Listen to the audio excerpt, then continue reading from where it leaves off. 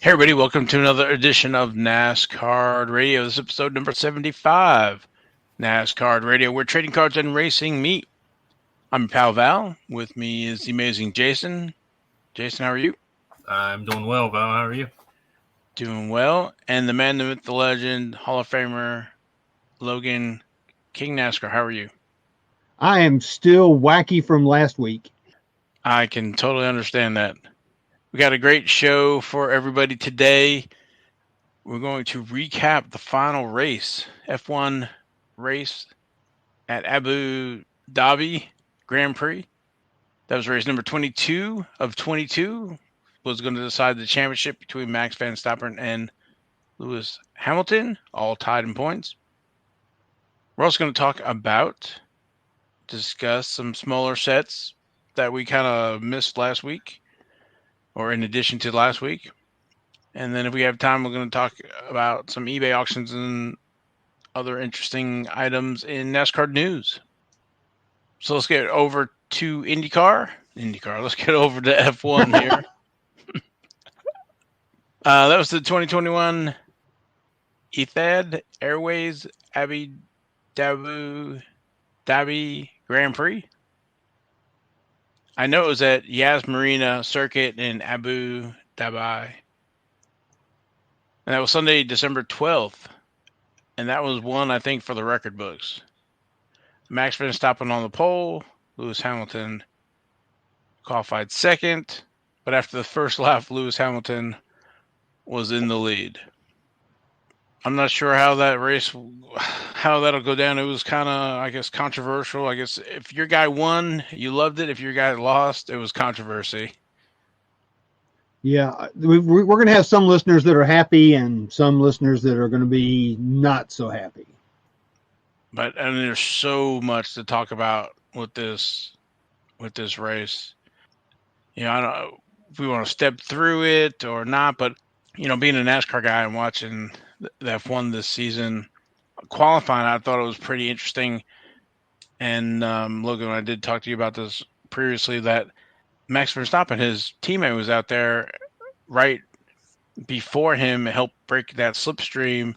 So he was able to qualify faster than Lewis Hamilton. So I thought that was pretty cool. But that got Max on the pole, but it didn't seem to help him much since Lewis Hamilton got him right there. But which was another thing too, right there, where Lewis Hamilton went up the track from Max Verstappen, comes back on the track, clearly with an advantage, but then the stewards decide that there was no investigation, which I couldn't believe it, because last week it was like the same thing, but Max got in all kinds of issues with that, between the time penalty and the accident and more time. And so it's super frustrating watching, trying to understand. But the one thing I could understand was the way this ended and how Lewis Hamilton lost. I got a pick. I don't think so. We're busy now. You're what? We're eating ice cream. Ice cream? That's what they were doing. They were eating. Lewis Hamilton's pit crew was eating ice cream. The safety car comes out. Max Verstappen, boom, right off the pit lane there to get soft tires for that restart. And which is amazing, because I've seemed to remember earlier in the season when I was first starting watching, Max Verstappen was in the lead. There must have been 30 laps to go. Lewis Hamilton comes in, gets fresh tires, and eventually catches him with like one lap to go for the lead. You know, so you would have thought that they would try to play from a position of power and have the fresh tires, and you knew they had the faster car, but they let Max and them, they gave that hand to them and let them do the opposite of whatever they did. So, well, you know, it's kind of like the same thing in NASCAR. Do opposite of what the leader does, and it played out the same way in Formula One. You know, Hamilton didn't come in to get tires, and you know, it was at that point, to me, it was advantage Max Verstappen to come in and get those softer compound tires on that last pit stop. Yeah, I mean, if they would have come in for tires, they would have forced Max to stay out on older tires. So, again, you don't want to position of power as opposed to playing defense, being offense. So yeah, it played right into their hands, and with that one lap dash, it was almost no contest. Max got him about halfway through for good. So, but it was an amazing season. I hate that there had to be a loser and a winner, and to be so close, it was incredible. I guess they got the finish they were wanting. Yeah, they were trying to do like NASCAR does these days. They're trying to clear that safety car and not let this thing finish under caution or under the safety car or whatever, and have a green flag run to the end to decide the winner. So I applaud them for that. I know that the team principal Toto Wolff for for Lewis Hamilton was not happy, but that's kind of just the way it played out. It was unfortunate for them, but it was great for Max. It was great for the fans. Everybody in the stands and everybody on watching on TV. It was definitely an awesome race to watch. Yeah, well, I was standing up in my den watching my TV, and I couldn't believe what was going on. I had goosebumps, actually, believe it or not. A NASCAR guy has goosebumps for freaking Formula One, but the way that all shook out, I knew at that point that Max Verstappen could not be stopped, and he was going to pass Lewis Hamilton for sure and win that race when the way that went down. Yeah, with those new softer tires and the way his driving style.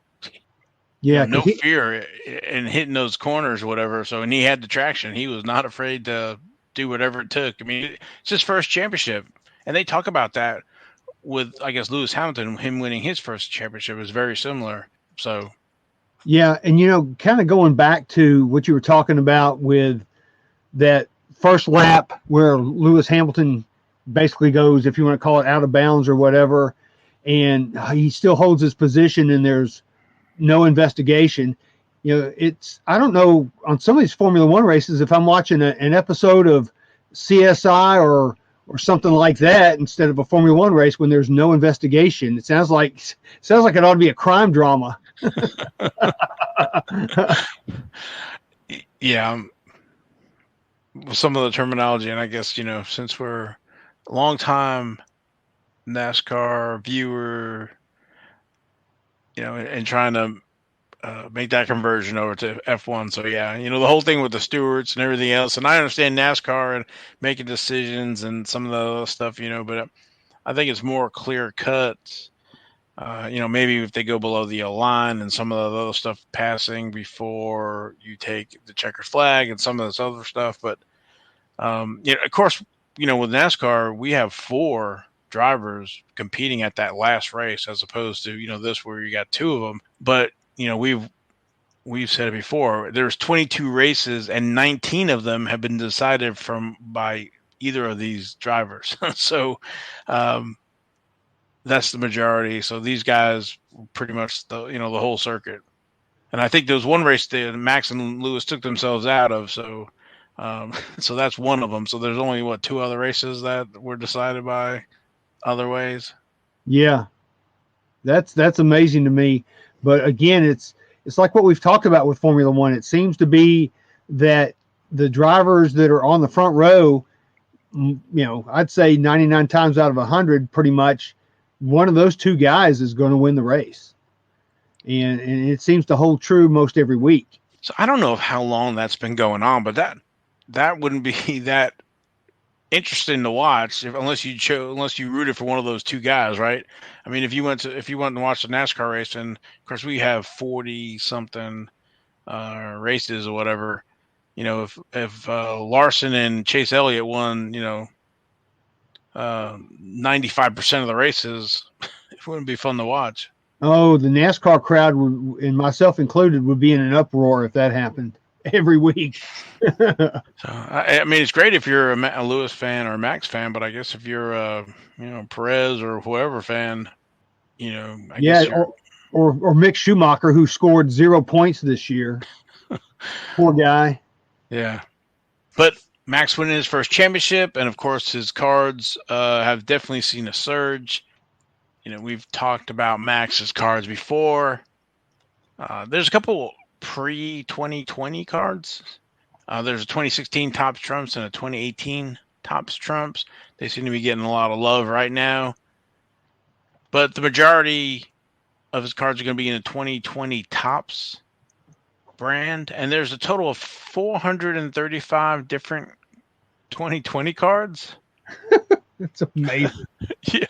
So there's the Topps Now Formula One, and I think that was kind of the first card that came out, and that was limited to 4,047 cards. Of course, there's the Topps Chrome Formula One.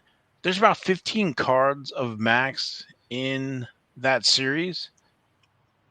There's an image variation, and I guess the primary card would be card number 6. Like I said, there's an image variation with him sitting holding a helmet, so that one is more rare than the other ones.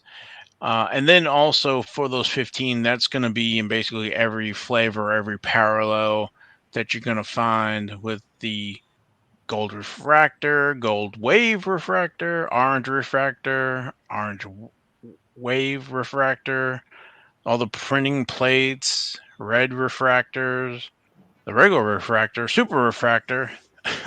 But there are two cool, I guess, insert sets in that. It's going to be the 1954 World of Wheels, as well as track tags, I believe, is the other one. And there's different parallels for that as well. Then when you get into Topps Chrome Sapphire, there's also those same about 15 with the image variation as well. And those different parallels with the aqua and the gold and the orange and purple, red.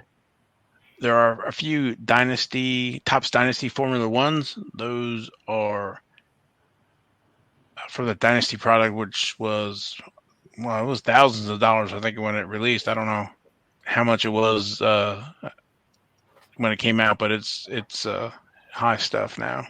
Yeah, it's quite pricey. And then wrapping up the Topps F1 official stickers. It's about 10 cards in there, as well as the Turbo Attacks Formula One. There's about 10 cards in there as well. So lots of Max Verstappen cards to collect. And I think the chase is on now for some of his cards. Oh yeah. He's not the only one that has a bazillion cards this year. I mean, it's been like that for almost every sport for the last several years. And all I can say is, Jag Nabbit, when I was a little boy and buying baseball cards, we got one card of one player, and we liked it.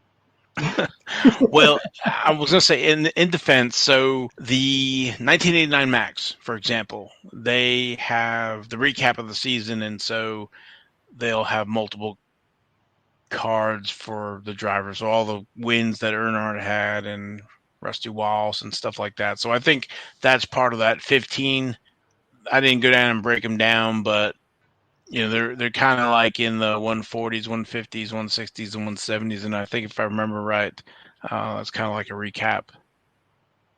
Yeah, but still, I mean, there's so many cards. I mean, and it's all the different brands too. Between all that, I mean, it's just like I said, back in the good old days, we had one brand and one card, and that was it for one player. Yeah. Did you walk uphill to school barefoot in the snow too? Jag, never I did. I'm going to come through this screen and smack you. So I wanted to ask what your opinion was, because I know what I would do, but being that NASCAR collecting is such a fickle thing compared to other sports, if you were going to go for a Max, say rookie card, would you go for that 2016, or would you stick to the more mainstream and do the Topps, like the Topps Chrome from 2020? I would go for the 2016 card. Yeah, me too. That's, to me, that's his true rookie. It's just like the debate we have, or not we have, but NASCAR card collectors have with Richard Petty's rookie card. I mean, really, his 1972 STP card is the rookie card. versus the 88 Max. But then the 88 Max is what, Beckett officially recognizes as his rookie card. So, right. And that's kind of what I'm going off of, because COMC has rookie card as the 2020 stuff, which I think they kind of fall in line with Beckett as well. Yeah, I think they do. Because, we know Uncle Rich works at COMC and several other people. And, yeah, I think they pretty much fall in line with what Beckett says, and they take that route. Now, I wonder, what the print run was for the 2016 Topps Trumps, because those are, I guess, part of a game or something like that. Or, I don't know if there's millions. I would imagine the Topps Chrome, there's quite a bit of it produced. So, oh yeah, I can pretty much guarantee you that there's more Topps Chrome Max Verstappen cards than there are 2016 Top Trump Max Verstappen cards. Plus, so I was going to say, I don't feel like that game was released in the States. That seems like it was okay. Yeah, it was not released in the States. It was released in the UK. Apparently, that's a big thing over there because they've been producing it for years. I ran into it, or one of the guys at one of the shows was telling me about the Flying Tomato snowboarder. Who's that? Shaun White? Shaun White. Yeah. There's some snowboarder Top Trumps cards. Well, wrestling's like that too. Wrestling is international, and there's a ton of stuff that's overseas that's not here. It's not, obviously it's not like that so much with the other sports, but there's a couple things like that. My other point that I wanted to make, looking at that 2020 and how all of our other sports have rookie card logos, I thought it was interesting that there isn't one for at least for Verstappen's card in the 2020 Chrome. Do they do any sort of rookie card logo? Do they have that set up with not the league, but whatever you want to call F1 organization? I haven't seen any rookie card logos on any of these F1 cards. I don't know if that's something that Topps has thought about, or that they did think about and they were told not to do it. Or, I don't know, maybe that's something we could run by Suze or somebody like that. And maybe she may have some insight on that. I know she doesn't work for Topps anymore, but she may have insight. But no, there's not any rookie card logo on these cards like we've got with NASCAR. I think that's actually a disadvantage. If there were some rookie logos on there, I'd agree. It might validate some of that, but maybe not make it as confusing. But because trying like with Lewis Hamilton and Max Verstappen, who's rookie, who's what rookie, and even for some of the other ones now in the Tops now, I think they put some rookies on, like for Mick Schumacher and some of the other guys, and I didn't look to see if there's rookie logos on their Chrome cards or not. But I don't know. Maybe it's one of those things where because it's the first release, it's going to be everybody's rookie card. Yeah, kind of like 88 Max. Yeah, same kind of thing. But it was amazing race, amazing season. Really tight. I think with the standings that Max won by 8 points over Lewis Hamilton. And of course, third place, Valtteri Bottas was 170 points behind. So, yeah, but one thing that Mercedes did get out of that is they did win the Constructors' Championship. So they were hoping to win both, but too bad it just didn't happen. Right. So that wraps up the F1 season. I think we have to wait to March 20th for the next race in 2022. It'll be here before you know it. Yep. So, question for you guys real quick. And I saw it on Twitter the day of the race.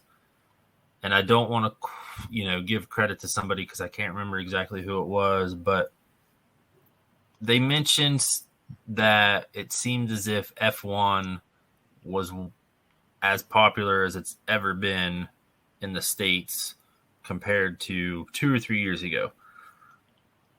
Why do you think that is?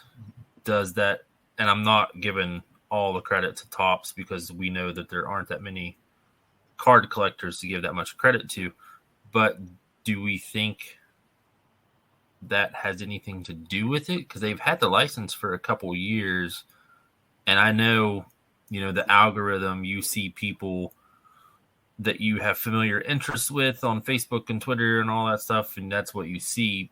Do you think that the person that made that quote is seeing that, for those reasons? Because they have that collecting background, does Topps get credit for any of that? I think Topps gets a little credit for it. But it's just the collectors that I mean, generally speaking, like the U.S. Grand Prix in Texas, I mean, that thing was jam packed. But here's the other thing, it's not like NASCAR where we have 30 races or whatever a year, in the United States. So you have 30 chances to go see races. When the U.S. Grand Prix comes here once a year, that's the only chance you have. So, of course, they're going to have bigger crowds and it's going to be more popular, I think. But I think the pandemic has had something to do with this. Like it's had to do with a lot of things, especially the hobby. I think that's, people have been shut in, so they've been watching whatever sports they could watch. And I think that may have heightened the popularity of Formula One here, too, as well. I mean, what do you think? I think it definitely has helped. I don't know if they've worked with the schedule so that it's in a good time slot that is, it appeals to the American time zone, maybe, if that makes sense. I've been watching because of the cards. So again, maybe that goes back to Topps, or if that goes back to the hobby, tying the two together. But, to Logan's point, to go into the track, it only comes once a year. NASCAR comes to these tracks once, mostly twice a year. You only have one shot, as opposed to, okay, I can go to the Charlotte race, I can go to Darlington, travel to Nashville, go to Atlanta, or I can go to Talladega within whatever amount of time it is. So, but if I want to go to the F1 race, I only got, like one or two shots, and it's going to be a big travel thing to go. So it's more an event. Yeah, it is. It is more of an event. But I think there's multiple factors like what we said that have made Formula One more popular here recently in the States. I mean, and there's a lot of globalization going on too. I mean, you got to think that soccer has become more popular as well here in the States. So, maybe, we're not such an isolationist type country anymore. Maybe, finally we're seeing what other cool stuff is going out in the rest of the world. And, people are finding out and grabbing onto it. Yeah, I'd like to know the demographics to the fans for F1. Is it what nationality, that kind of thing? Just, have they been exposed to F1 before, or is it new? So, I mean, Logan, NASCAR started out as basically, it was a big weekend party, with a little bit of racing going on. You go tailgating first thing in the morning, and Saturday, Sunday, then you go home Monday. Yeah. Yeah, so. And that's kind of changed now. I mean, there's still a lot of tailgating going on, but, now I used to do those kind of things when I'd go to NASCAR races, 30 years ago or whatever. But, now when I go, it's like I drive there, I get there just in time, go in there, watch the race, and the race is over, and I just go home. But, like watching a NASCAR race in person is different than watching an F1 race, right? So when we went to Indy, we had that, half mile we could see, and then that was it. We had to watch the rest of it on the big screen. As opposed to going to NASCAR, you can watch, As long as it's not a road race, then you can see the whole thing. Yeah, and that holds true with Formula One. I mean, because they don't run on any ovals. I mean, everything they run on is a road course, and you're not going to have any seat to where you're going to be able to see the whole track, because those tracks are huge. I mean, you know they're 3, 4, 5 mile tracks, and so the only way you're going to be able to do it is, you know, if they have big screens, you can watch them that way. Yeah, and it was like 58 laps, so you know they're coming by 58 times, and that's it. You're done. Yep. But you know, I'm glad to see Formula One getting more popular here. I mean, I followed it back 30 years ago. You know, when we had Senna and Prost. You know, both of those guys were battling it out, kind of like what Verstappen and Hamilton are doing now. So you know, those it's very similar times for sure. But like I said, I'm glad to see it. I really am. So, any more on F1? Let's go over to our next segment, small sets. Yeah, kind of want to pick up on what we were talking about last week, because there's so many sets. We just kind of wanted to have like a part 2 to talk about a few more sets. We don't have to talk about a whole lot of sets, but there are still a few really cool sets that we didn't talk about that, you know, I'd like to at least give a honorable mention to. I mean, I sent out the list. Did you see that list, Val? I did. Yeah, Jason. I mean, if you guys want to chime in on any of these things, but I'll start it out.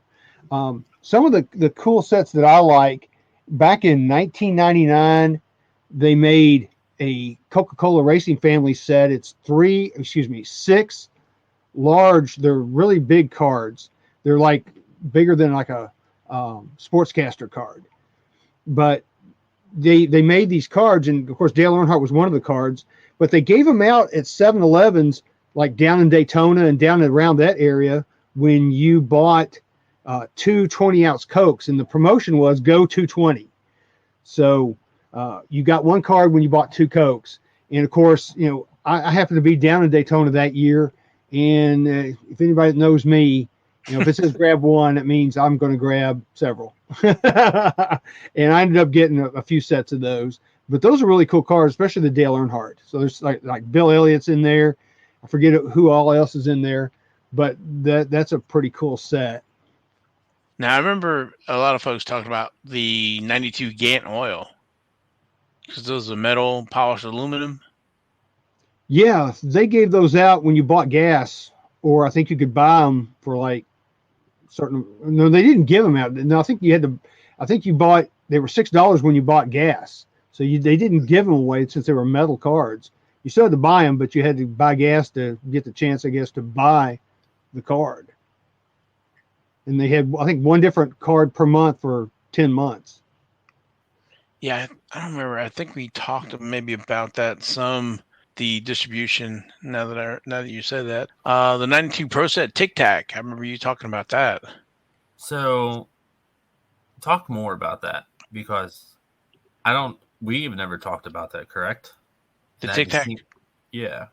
Yeah, no. Well, when I said that is, I remember. I think Logan had mentioned it in maybe one of our conversations. So yeah, like you, I wanted to hear more about the Tic Tac.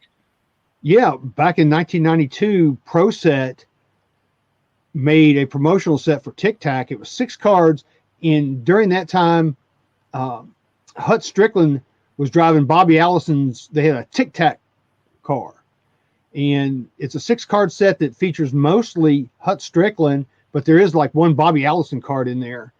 So it's a pretty cool little set. And the way you got it was, if you bought a 4-pack of Tic Tacs, you got a 2-card cello pack inside that pack. So that's how you got the cards. You had to buy the Tic Tacs to get the cards. That makes sense. That's what I was wondering, because obviously we all know the Tic Tac case is smaller than a card. So I figured it was a mail away or something like that. But the bulk pack makes sense. Yeah, they were pretty cool cards. I actually got that set graded, you know, because it was a small set. But you know, I liked that set. It's a colorful set. Of course, you know, it's got the Tic Tac logo on it and on there and all that. So they're neat cards.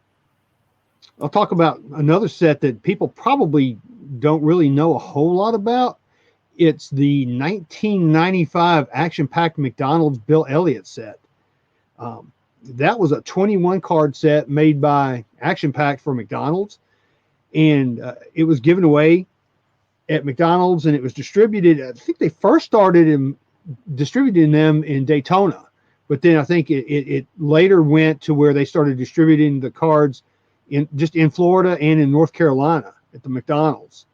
And one of the cool things was they actually had one Bill Elliott autograph card in a case. So I would have to guess that each store probably got a case. So in that case, there's probably going to be one Bill Elliott autograph card. So I thought that was really cool. You don't see them that much. I think there's some on eBay, but it's not a set that people really talk about. But you could get a Bill Elliott autograph.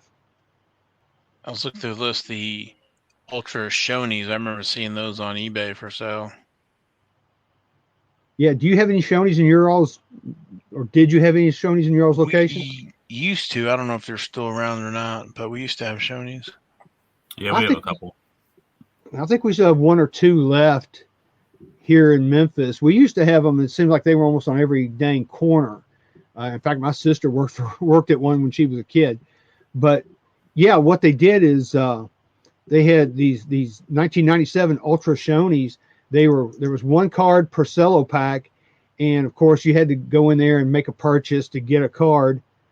And there were 16 cards in that set. And the good thing about it is they were all, there's an Earnhardt in there, and there's also a Gordon. So that's a pretty cool little set once again to get. And just like everything else, I went to every Shoney's in town and got me a handful every time I went. They didn't care. Those people didn't care. They were glad to get rid of them, actually, I think. And one other one in here, and it's the anniversary is actually coming up, but in 1992, the STP, Daytona 500. Yeah.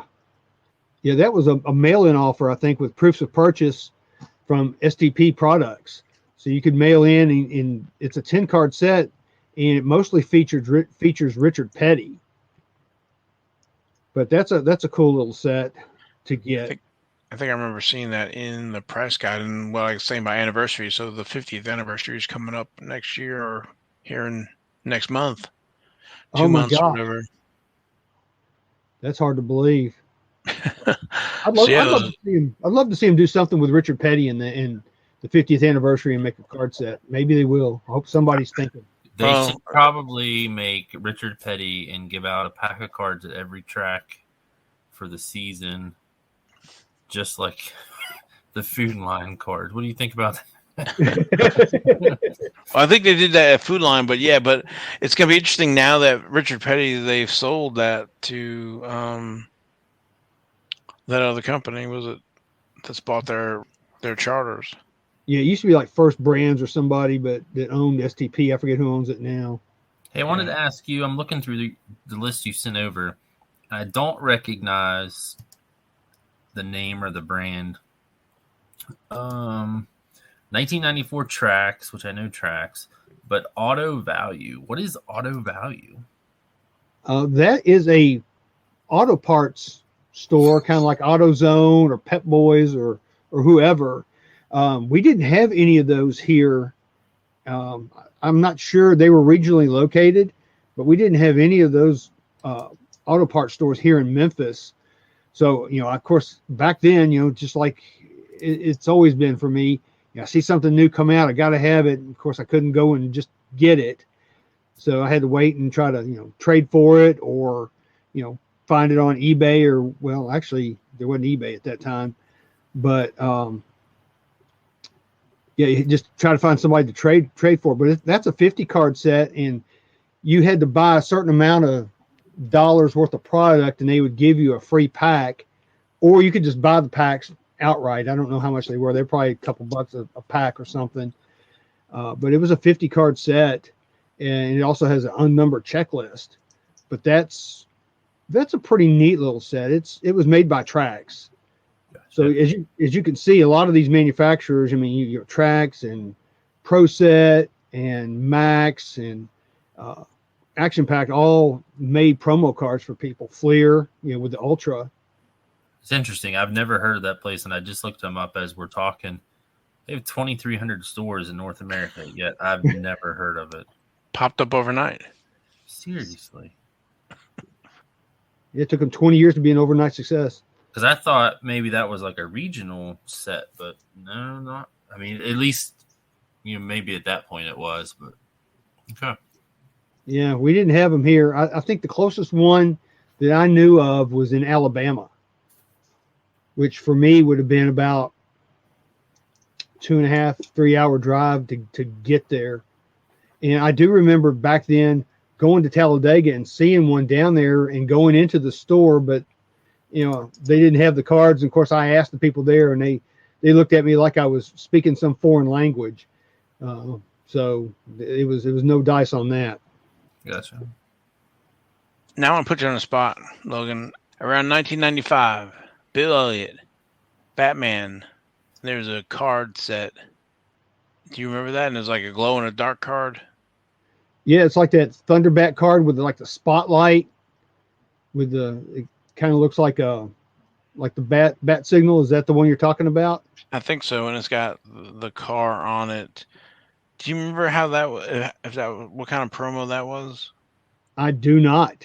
Okay, I was trying to find it while we were talking, but I don't know why it popped up in my mind. But I know what cards you're talking about. Yeah, they're black bordered. I think the one is glow in the dark, and it's part of them releasing that movie. One of the Batmans in '94 or whatever, and I think maybe when he was with Dodge. Yeah, he had the Thunderbat card. Yep. Exactly. I couldn't remember if it was Press Pass or one of them that put that out back then. But during that time, it almost had to be either Press Pass or Action Packed. Be one of the two. Maybe. I'll have to dig on that one. It's Action Packed. Is Action Packed? Oh, okay. Yep. Jason is our quick eBay lookup guy. He can find stuff quicker than I can ever find it. That is me. It's funny because half the stuff you guys talk about is before I ever even paid attention, so I have to reference it somehow. But you're quick on that, man. I tell you what, when I search for something, I inevitably put in the wrong search terms or search words, and I can't find it. And then somebody else, like you, Jason, will go, "Oh, here it is." I'm like, "God, I've been looking for that for the last 10 minutes."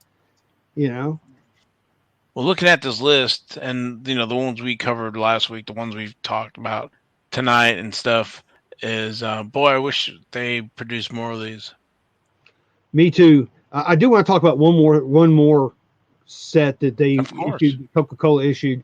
They did this 2 years in 2005, 2006. It's the Coca-Cola AutoZone Racing Family cards. In 2005, they had an 8-card set, and it had a little tab on the side to where you could fill out your name, address, and all that, and mail it in for a contest to win a trip to, I think, the Atlanta race. And there was 8 different cards from the Coca-Cola Racing Family in that, which I really liked that set. And then in 2006, they did it again, except this time they only had 4 cards.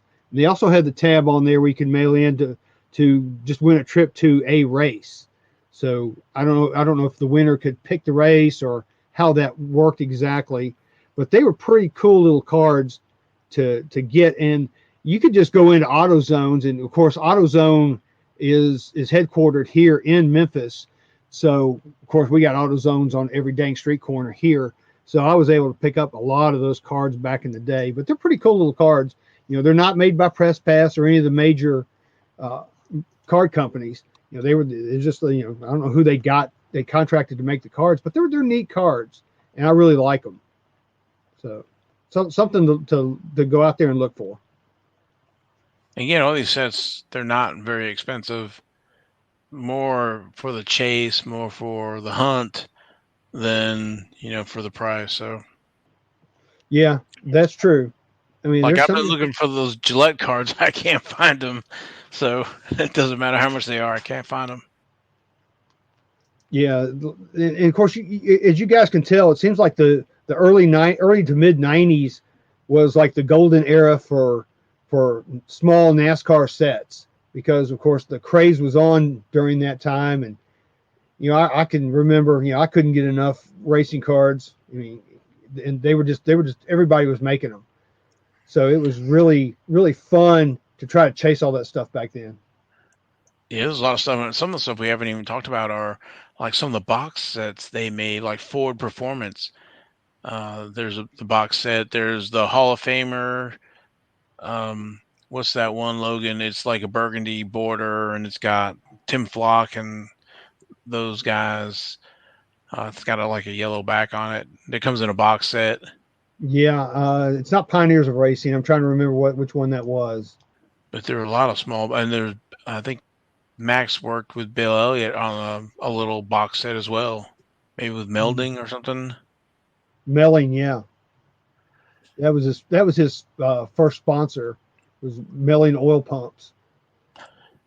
So you have these promo sets, and then Max was producing these sets for these manufacturers as well. So yeah, I've got a 5,000 count box full of small box sets and small sets like these.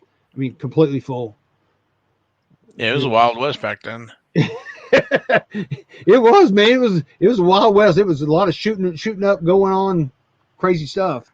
Well, there was so much coming out. I know we talk about some of these, you know, the other sports, like with baseball and football, all these different little releases coming out, but that's, you know, from the one manufacturer. But back then you had Max, you know, they had that first 3-year exclusive, but then once that was out, then, you know, Pro Set's in the game, Trax is in the game. Then came Fleer and Upper Deck, Action Packed. Yeah, there was a lot. I mean, it was amazing. And you had Pinnacle, and there were so many different manufacturers. You're right, it was the Wild West. And that's just all the big manufacturers. Then in all these one-off sets, these smaller sets, little box sets, the smaller company. I was thinking of, you know, the little 5 or 6 card set. I can't remember what it was. You know, they had some of the stuff from the tracks, and then these promotionals as we were talking about. So it's just a lot to collect back then, or coming out. It was fun. I missed that, you know. And of course, growing up when I did collecting baseball cards in the 70s, I mean, you had a lot of regional sets too, and you know, some of these were regional. I mean, some things were issued in places like the Gan Oil. I mean, there's only so many places that are Gan Oil. We don't have anything like that here. So, you know, in a way, a lot of these sets were regional sets. Well, any more on the sets, or we'll talk about some of the eBay auctions and different stuff? No, I'm good for now. I mean, we can always bring that up later on if there's something we want to talk about in another episode. Okay. So eBay. I don't know if you looked up anything, guys, but I've looked up a few things. You know, some of them were Prism, 2021 Prism. The Color Blast seemed to be really going crazy. On the 7th of December, a 2021 Prism Color Blast Haley Deegan sold. Well, it had an $1,100 buy it now, but best offer was accepted. So I don't know how much it went for. I'd say probably in the $800-900 range. So that was a pretty big card. And then there was also on the 9th of December, a Dale Earnhardt Jr. Color Blast that sold for $859 with 3 bids. Wow. Yeah. So that actually, we know what that went for. Yeah. You know, it made me think, we had two of them sell for, I think, around $1,000. So that's at least 3 deep there, getting that $800-900. So. Yeah, I was watching a break last night. The Three Kings, they broke a half case of 2021 NASCAR Prism, and they pulled, whoever bought Natalie Decker made out, because they pulled a Natalie Decker Color Blast card. So wow. That thing was nice. That was the first one they had ever pulled. They busted a lot of cases, and that was the first Color Blast they had ever pulled. They've pulled several Lava Flow and things like that. but that was the first one of those. So, man, whoever had Natalie Decker made out, because that's easily probably $1,000 card right now. Wow. Well, I was looking up 1972 SCP. We had a few close. There was a James Hilton that was a buy it now for $100. There was a Charlie Goldbach on the 12th of December for $200 buy it now, and then another one with one bid also on the 12th for $275. There's a couple of current running listings. Richard Petty signed rookie card. They want it's 4,000 or best offer. Wow. And it's signed the R Petty. Yeah, he did that for a while back in the early 90s when of course racing cars were going crazy, and people were sending him cards like crazy, and I guess he did that as a time thing, just signing it R Petty. So it's graded by or authenticated with Beckett. It's a 9 autograph. So, but yeah, he didn't sign that. What's that? So you can't go wrong with that. No. Yeah, something else I saw was on the 13th, just a few days ago, there was a 2020 National Treasures fire suit card of Richard Petty autograph. It's an autograph with I think it had the Petty Enterprises or whatever logo on the patch. It was a 1-of-1. It had 50 bids and it went for $1,136. Wow. If I had seen that card, I might have bid on it because it was beautiful, and I'm a Richard Petty fan. That was a beautiful card.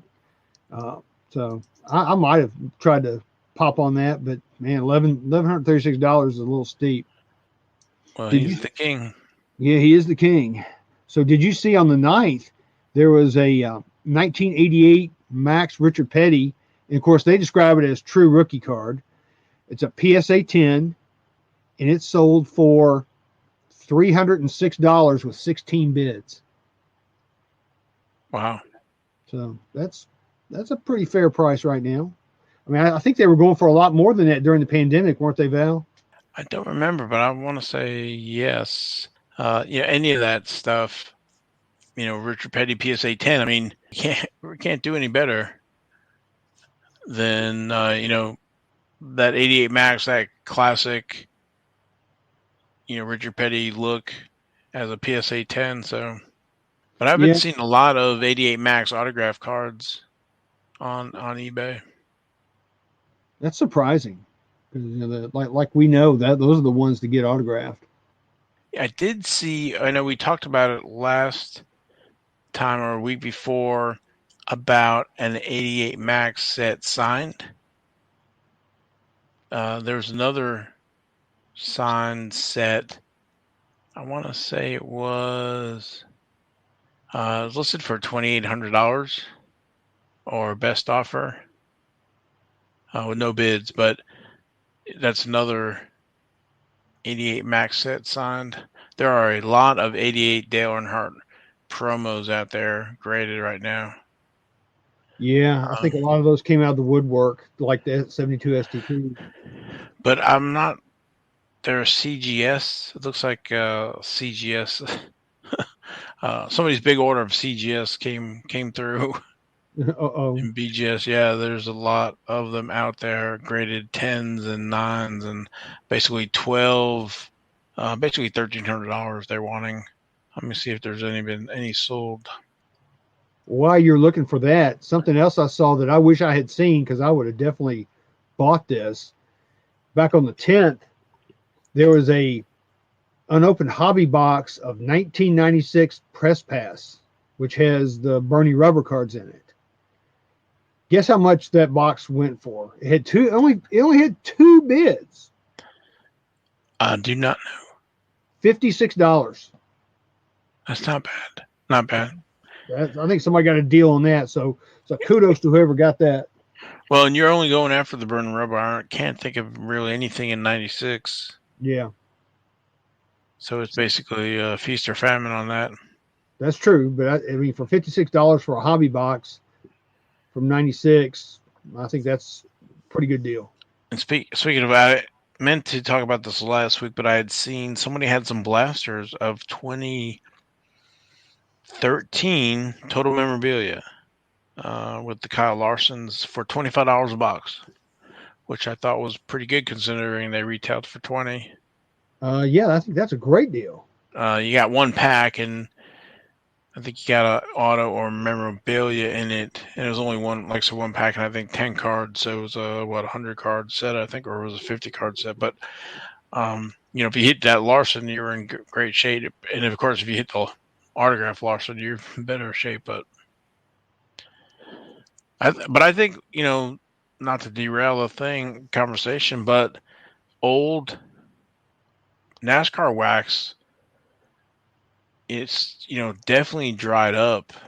There's definitely not a lot of it out there, and whatever's out there, people are busting. So it's a real tight supply for some of those older sets. Like we talked about before, like 2004, which is a great year with multiple rookies. Trying to find some of that fanfare and some of those other key years, maybe 2000 SP Authentic or SP, not SP, a 2000 Maximum or a 1999 Press Pass with Kevin Harvick and 2000 with Jimmy Johnson and Kurt Busch. So yeah, it's definitely dried up, or either somebody's sitting on a ton of it somewhere, like maybe one of these distributors or something. Yeah, I don't think they go back that far. Jason will probably tell us, but I think when you go back to like the Panini years, they might be sitting on some of that stuff. But that's not true. I know that like Blowout's got 2011 Element. They're the only ones who has. I don't know how much they have of it, but that's the only place you're going to find a wax box or a case.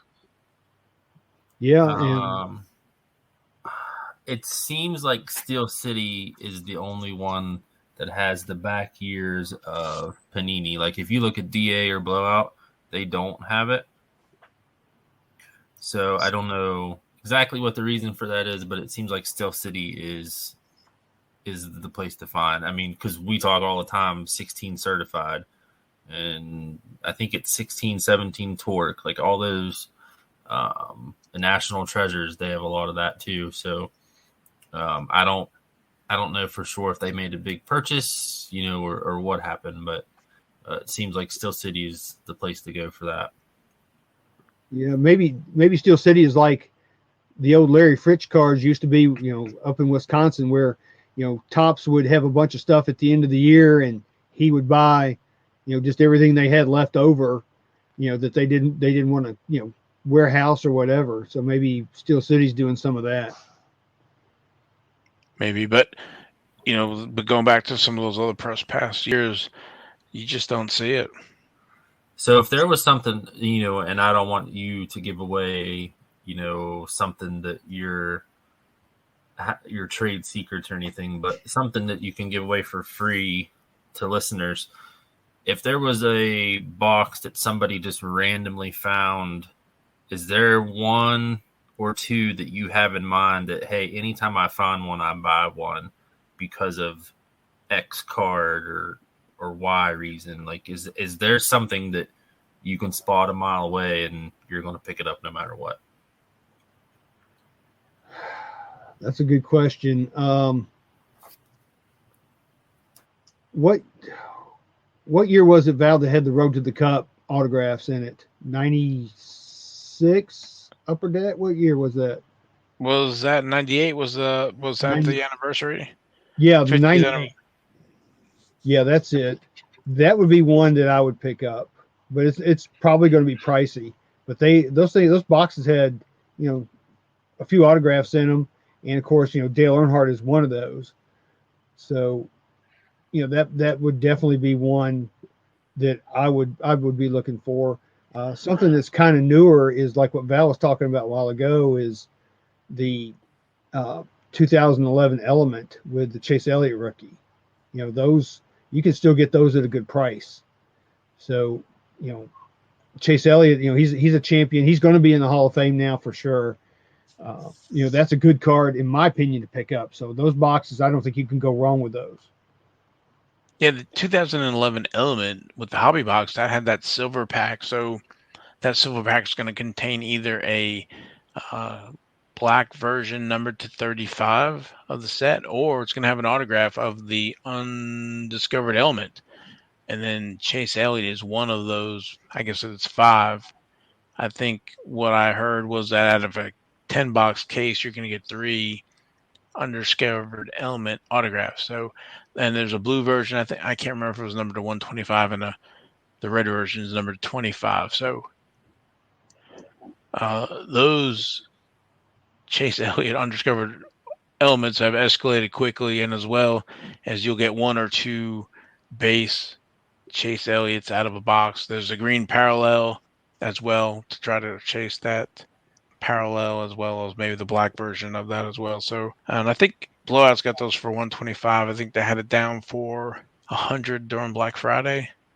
So, you're going to get one of those silver packs and for the 125. So, it's like a box of Prism, I guess you would say. Yeah.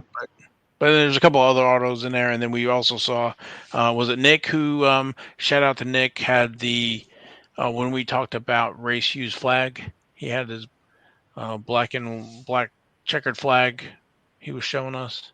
Yeah, the Bill Elliott. Yeah. Yeah, that was a cool card. I like that card.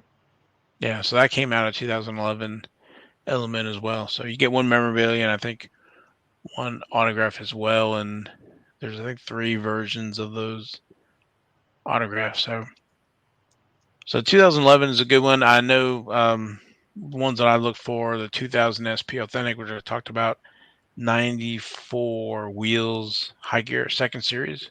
That's Dale Earnhardt Jr. rookie. 2004 Optima. That's got the Kyle Busch, Martin Truex, Clinton Boyer, and maybe somebody else. That's got that golden Oreos of Martin Truex, Jason, that we talk about.